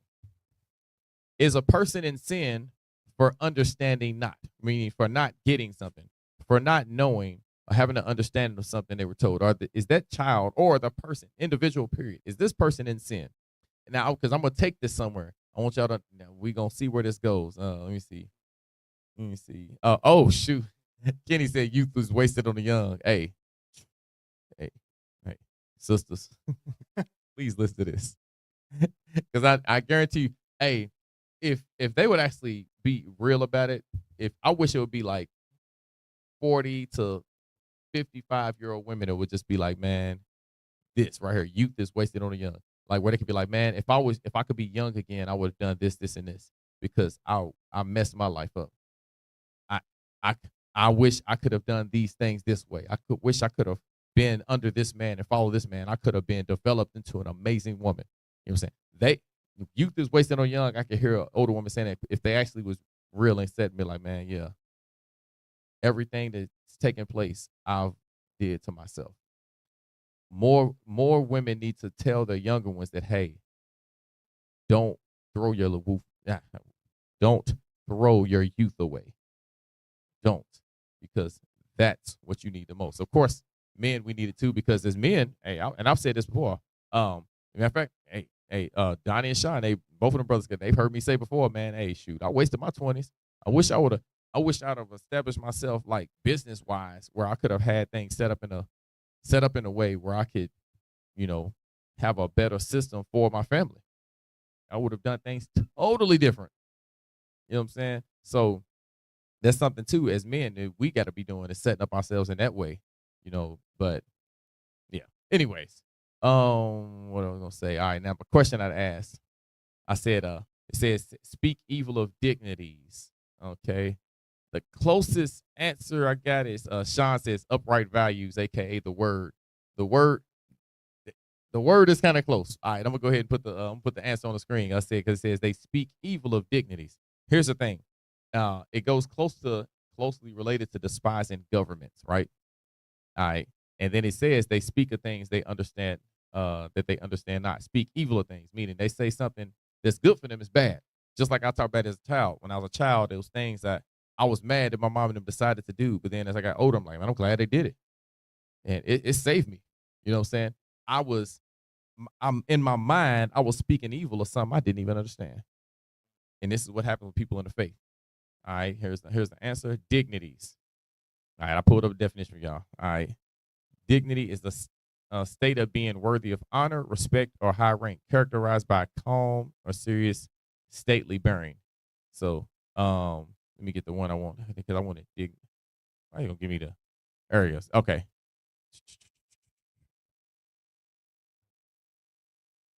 Well, okay. I'll just go ahead and give y'all what I know here.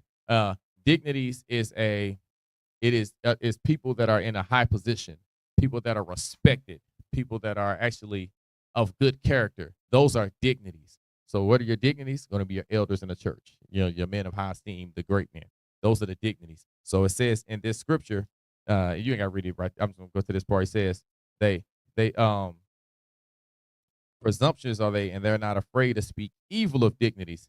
They're not scared to speak bad against people of good character. They think it's okay to talk bad about somebody that's Christ-like. That's basically what it's saying. Somebody that's Christ-like, somebody that's close to Christ and is a great leader, elder, is loving and caring. They talk bad about them, and they ain't even scared to do it. This is what happens. And it says they speak evil of things they understand not. They don't even understand that the values and they don't understand their values and character traits that are good. They speak bad about something they don't even get. That's what he's saying.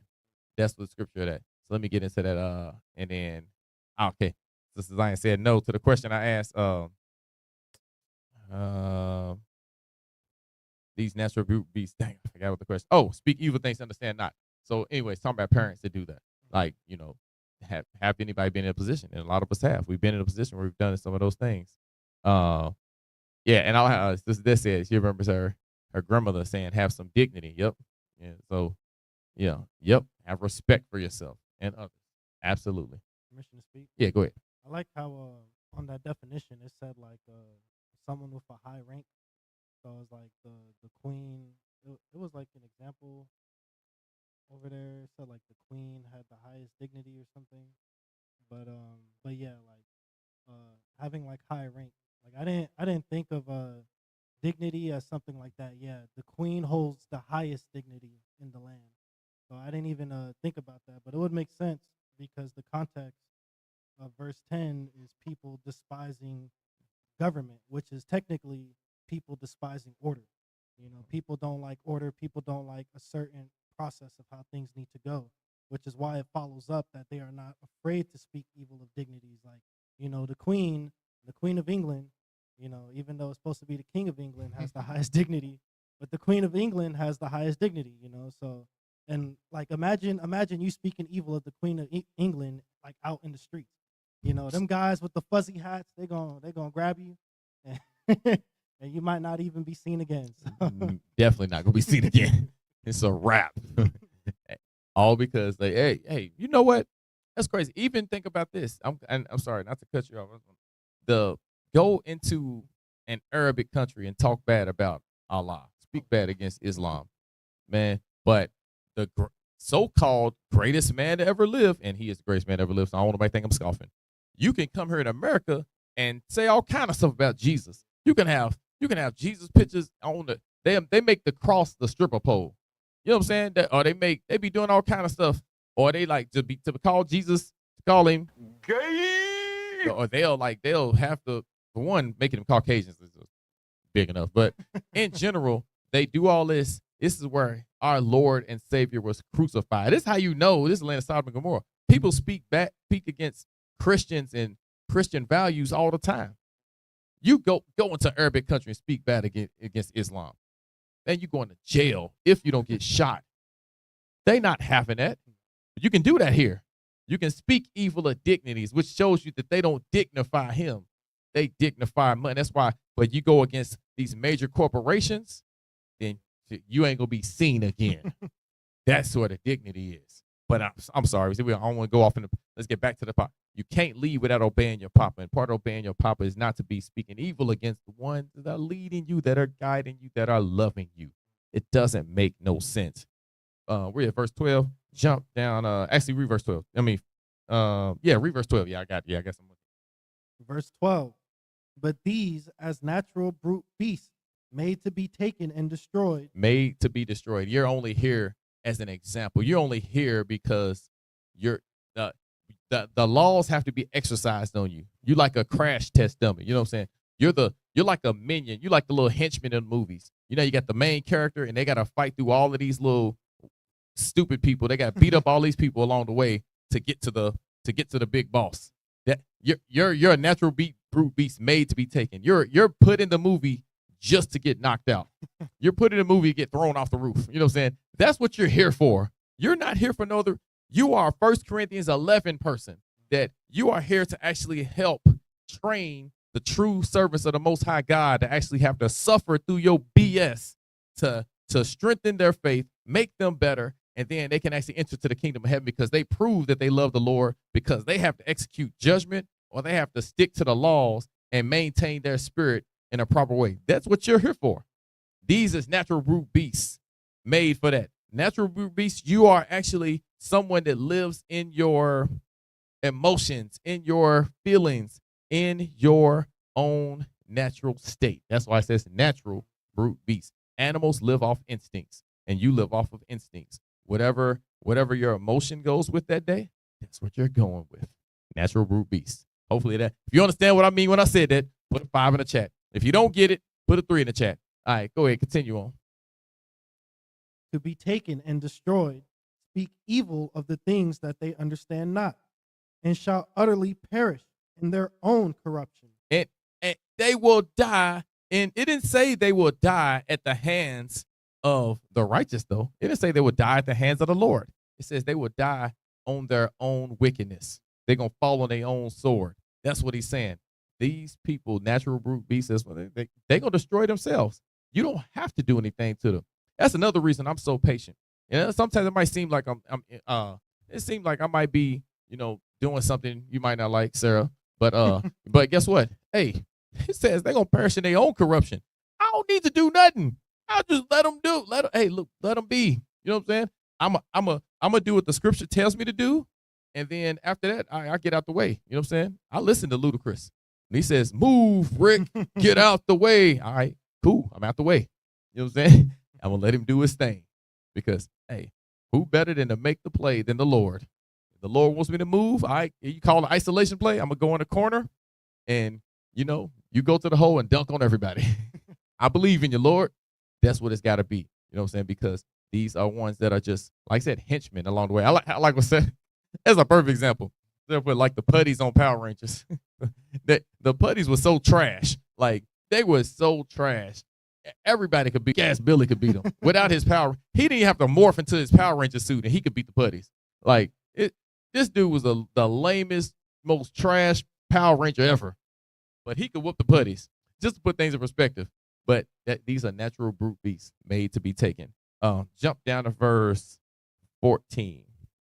Verse 14, having eyes full of adultery, and that cannot cease from sin, beguiling unstable souls. Hey, beguiling, tricking other people that are foolish, that are dumb enough to listen to them, dumb enough to follow them. Dumb, like those women that get stuck with those, wicked men. Those are the unstable souls that are beguiling. Those are the ones that get those women that are with a man that's like, well, I don't got to listen to pastor, but you can't listen to the pastor either. Well, shit. What the is going on here? You know what I'm saying? So we just got to both be stupid together and die, huh? Yeah, that's what it is. Read on.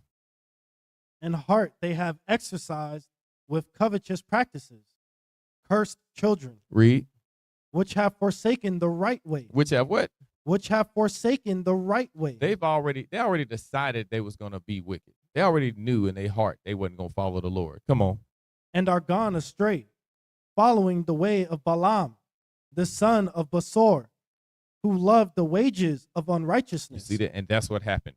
They followed Balaam. They went in the way that was against him. They went in the direction that was, that was contrary to the Lord. Jump down to verse 17. Verse 17. These are wells without water. All right, hey, everybody pause. We're going to not pause. Everybody, let's see. It says these, meaning those individuals that we're speaking of, these men that kind of have this same thought process, that don't listen to their father. They don't obey their papa, as the title says. They don't want to listen. What are these? It said these. That's what we're talking about. What are wells without water? Because it says they're wells without water. And that's just deep a little bit, but some of y'all might be able to get it, because it calls them wells without water, not a whale like Moby Dick whale, not a whale like Monstro on Pinocchio. I ain't talking about that. It says they're wells, like a whale that's the girl in the ring crawled out of, that thing. You know what I'm saying? That creepy girl with the black hair. You know what I'm saying? All right, so let me see. All right. And she said, let's see, Sister Zion said dry bones. That's a good one. That's a good one. Sarah said useless. Hey, hold on. Christina said useless. Hey, everybody useless today. But nah, all right, that's actually a great answer. That is a great answer. Let's see. Useless and lacking the spirit. All right. Lawa said they don't have continuous understanding. Oh, now Lawa got the closest answer. Wells without water. A well without, because actually I do like the answer though. They're useless. That's actually good, because actually that's true too. It actually is absolutely true. But this scripture is painting this picture. It says a well without water. Matter of fact, Yeah, read on. We're gonna let you read the rest of the verse. Go ahead. Clouds that are carried with a tempest, excuse me, to whom the midst of darkness is reserved forever. Okay, now it says they're gonna always be in the place that's let me see. Basically, it says they're gonna be in the lake. They destined for the lake of fire. It's just the nicest way I can put it. But a well without water is a container that does not have the water like the well that the woman was trying to draw from with Jesus Christ, or the everlasting waters that will flow from your belly. It means these men are stupid. They don't have understanding. They don't have any wisdom. They don't have anything. They can't retain that. Well, not can't. They ain't gonna retain information. They're foolish. It's a well without water. So if you're a well that does not have water, it means you don't have any understanding, because the water is what brings that life, and you can't provide anybody with water. Just like it talks about the tree that can plant itself next to a river, and guess what happens when you buy the river? You're going to get understanding, because the water is going to get you. You know, water of the word, all of these things. So it was close, but all praise to the Most High. So it says these people who don't follow anybody, that don't think, they don't want they woman listening to their pastor, and they don't want to listen to the pastor. Yeah, these are wells without water. Yes, that's what they. You have something? Yeah, permission to speak. Yeah, go ahead. So I like how, it says wells without water, they have no understanding. And I also like how it says clouds that are carried with a tempest. The scriptures say that, an unstable man, rests the scriptures to his own destruction. The scriptures say that, there will be those that are carried to and fro with different doctrine. Just like in Ecclesiastes 12, it says, be wary of many books, because there is no end. So when you are retarded, you're going to be carried to and fro with different doctrines. A tempest, that's a gust of wind. Any gust of wind is going to throw you to a different direction. A lot of these brothers that I've seen, that have wives, and, they have trouble being under some type of subjection, they're congregation hoppers. They're hopping to and fro, different congregations, because they lack understanding. They don't even know what real understanding looks like. So if they don't know what real understanding looks like, that's like a horse that can't see water. How is the horse going to be able to quench his thirst? So I like how it says these wells without water will also be carried. They're clouds that are just going along with the wind to and fro. Hey, it says they will hop from congregation to congregation. They will hop from one man's to another man's, and they don't know what a real man looks like. Ooh, sounds familiar. This is exactly, and this is why you got lost souls that are kind of going in the same direction, because what they're really doing is they're not really looking for somebody that can lead them. They're looking for somebody that's going to do exactly what they want, that's going to go with their spirit. Means these people are just unfit for a relationship, period. And I'm talking about, I said relationship because y'all might think I'm just talking about women. No, I'm talking about brothers are unfit for relationships with other men, pause. But they're unfit for those relationships. They can't do it. They're not made to actually build with a community and actually, start to take over the world. They're only looking for that. And then, and Sister Zion said, until they find men that think like them. But here's the thing. Those men don't last. It's impossible. You know what I'm saying? You just can't, unless that person decides to change who they are, they will never. But you're exactly right. They'll find men that are like them, they'll get along, and then eventually that dissipates too. And I know because I've seen it. I've seen different little groups of misfits get together, and then they're up there singing like on Rudolph, "We're the Isle of Misfit." I forgot how the song goes. Y'all know what I'm talking about. Misfit toy niggas. But it's what goes on. And so it's gotta be, you know what I'm saying? I'm laughing at Christina's comment. You said individualize together. Hey, and you know what I'm saying? And I like what Kenny said. He said you have brothers that can't take constructive criticism from other men. And it goes back to what we saw Mace say on the thing. He said, hey, they're not able to do so, you know what I'm saying? Because they've never heard men. And I've said this years ago, and Sarah can attest to this. I remember saying, like, you can tell when brothers have never like been on a team where the coach has got on them, like, you tell brothers ain't never got cussed out by the coach before or yelled at, you know what I'm saying? You can tell because they've never really had, they ain't used to being corrected. So yeah, that definitely makes a difference. And then these same men again, and everybody has to fall and suffer at the hands of them because they're there. And that's, what'd you say earlier? We was talking about the Tide Pod Challenge, natural selection. Yeah. Natural selection, like sometimes Lord just take away. It just sometimes part of his plan is he just let those people, natural brute beasts, are born from that one. You know what I'm saying? Yeah, no man, I don't want to go into it because it's sad. Honestly, it's more sad a lot of times because I hate that a lot of times children are caught in that crossfire. You know what I'm saying? It's absolutely it's depressing at times, but it's also why I do what I do, because it's like, hey, if we can get one sheep out of those 99, all praise be to the Father. You know what I'm saying? Let me get 1 Corinthians chapter 11. Oh, wait, I'm sorry, I forgot. Let me get verse 17. No, my bad. You already got it. My bad. 1 Corinthians 11 and 1. I had it right. 1 Corinthians 11. Because this is what must be done. We don't want to be these people that Victoria said, brothers don't want to follow, man. We gotta be able to follow. Have to. This is the book of 1 Corinthians, chapter 11 and verse 1. Be ye followers of me, even as I also am of Christ. All right, so let's get Leviticus 25:47. First thing he said is, follow me just like I follow Christ. Christ did no sin. Christ is the wisest man ever. Christ is the example of an alpha male. He's the example of a man you want to be like, you look up to, and you're like, man, if I can be like him. See, we're not raised to actually see Christ as a superhero. We ain't raised to actually look towards him. I know, because as a kid, I was looking at, all right, what did I want to be? I wanted to be, I want to be a great NFL player. That's what I wanted to be. I wanted to be a great running back.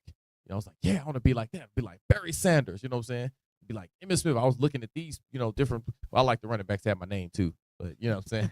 But I want to be a great running back. Why? Because to me, that's what I want to model my life after. If I could actually see and understand the greatness of Jesus Christ as a child, then that's what I would, that's the benchmark. You know what I'm saying? That would be the goal I'll be leaning towards, and I'll be trying to go in that direction. See, we got to have that. So he says, follow me as I follow Christ. So in order to do that, I got to follow the ways that he would set out. I got to be in the mold of him. His personality, his character traits is where I got to go. So that's what I look forward to. Let's get one of these character traits, and then we can get up out of here. Go ahead. This is the book of Leviticus, chapter 25. And verse No, I'm slow. 29, you on there. Actually, I wanted 30s. Nope, hold on. 17. Yeah, that's what I wanted. My bad. This is the book of Leviticus, chapter 25, and verse 17.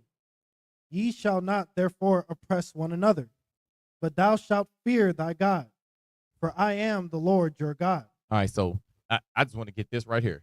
So for all my people that's like, fearful and distrustful of other men, other black men, because really most of our men are products of women that hated men. So the women hate men and those men hate men, and they don't want to be like men. So it's just, you got a whole bunch of broken spirits that's just being raised. They don't look up and be like, man, I want to be like that one day. That's the one thing I can say I'm grateful for is, like, as a young boy, I used to be like, okay, I used to see some things. I want to be like my daddy. You know what I'm saying? I did have those things I seen, like, I want to be like that, man. Okay, damn, my daddy's great at everything, and it's a great feeling. It's like, all right, I want to be like that. So when you look to these things, you see certain traits and you appreciate them. This is something we got to look to and appreciate, and we got to trust and stop being distrusting of our men. Hey, the scriptures tell the man that is in the place of a pastor, of a leader, you should actually understand that he is not going to oppress you. He is not going to try to son you. He is not going to try to, rule over you with injustice, because he says you should not oppress one another. Oppress means to treat unfairly, treat in a bad way, with the respect of persons, or, no, demean them anyway. No, you should not oppress one another. I am the Lord your God. That's what he's letting you know. Don't oppress each other, and make sure you have a fear of God.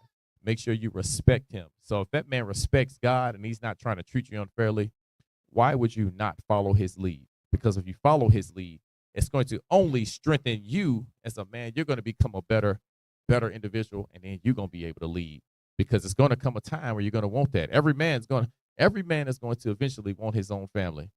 Well, first, every man is gonna want his own lady. Y'all know the rest. But he's gonna want that. But guess what? If you want that, that comes with following a man, because then that man's gotta show you how to be a better man. Because you might be all right, you might be a pretty good man, but he could take you to the next level. Do you want to go to that level, or do you want to stay on the one you own? It's a question you gotta ask yourself. So if you want to actually be able to lead, follow your papa, follow your father. And yeah, I ain't talking about the other way to say your daddy, but follow your papa, because your father, your pops in the faith, is going to take you to the promised land.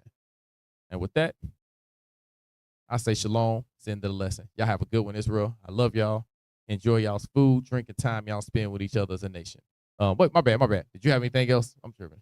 Oh, no, I'll just say it was a good lesson, to like what our elders said, it's, and I get with men too, we get prideful. We're like, man, this man can't tell me something, you might be older than your elder, or you might be younger than your elder. It's like, oh, you trying to be my daddy.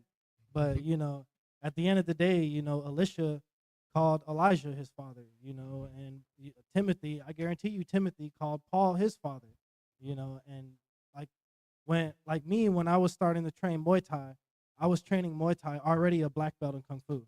So when I went to the gym, he's showing me like basics and stuff. And in Kung Fu, they taught me a whole different way to fight. So he's watching my stance. He's like, nah, put your back foot there. Nah, put your lead hand this way. In Kung Fu, they taught me differently. But did I go there and was like, nah, I'm a black belt, man. This is how we do this. Like, no, because I'm learning something different. It doesn't matter if I was a black belt. So I only bring that to say you might have been a scholar in the world. You might have a master's degree, but when you come new into this truth, you got to understand that you are nothing. And that's when you can actually have, stuff in your cup to grow. So. Mic drop moment. We out of here. Shalom. Enjoy y'all's day. Peace be unto the 12. Y'all enjoy y'all's food, drinking time. Y'all spend with y'all brothers.